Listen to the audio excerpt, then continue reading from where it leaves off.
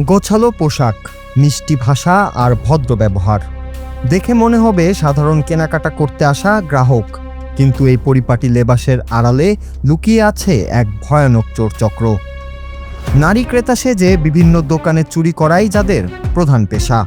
সম্প্রতি এমনই একটি ঘটনা ঘটিয়েছে চোরচক্রটি, যার সিসিটিভি ফুটেজ ছড়িয়ে পড়তে সেটি দেখে অবাক হয়ে যাচ্ছেন নেটিজেনরা।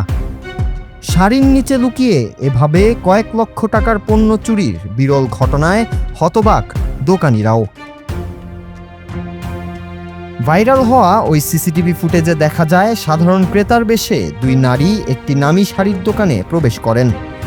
তারা একের পর এক দামি শাড়ি দেখতে থাকেন এবং অত্যন্ত সুকৌশলে দোকানদারের নজর এড়িয়ে শাড়িগুলো নিজেদের পরনের শাড়ির নিচে লুকিয়ে ফেলেন।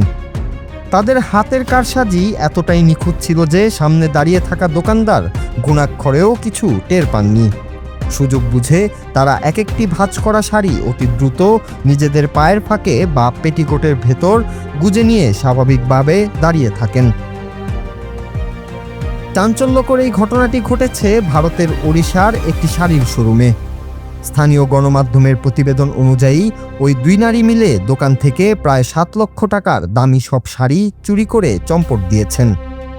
ভিডিওতে দেখা যায় তারা দীর্ঘক্ষণ ধরে শাড়ি দেখার ভান করে দোকানদারকে ব্যস্ত রাখেন এবং একের পর এক দামি সিল্কের শাড়ি নিজেদের আয়ত্তে নিয়ে নেন। এরপর কাজ হাসিল হতেই কিছু না কিনেই নির্বিঘ্নে দোকান থেকে বেরিয়ে যান তারা।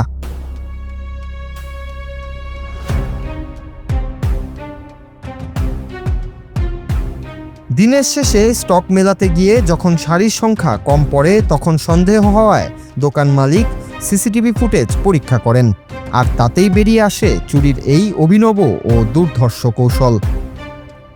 ভিডিওটি সামাজিক মাধ্যমে ছড়িয়ে পড়ার পর নেটিজেনরা শিউরে উঠেছেন চোরদের এমন দুঃসাহস দেখে। ইতিমধ্যে স্থানীয় থানায় অভিযোগ দায়ের করা হয়েছে এবং পুলিশ সিসিটিভি ফুটেজের সূত্র ধরে এই নারী চোর চক্রটিকে শনাক্ত করার চেষ্টা চালাচ্ছে।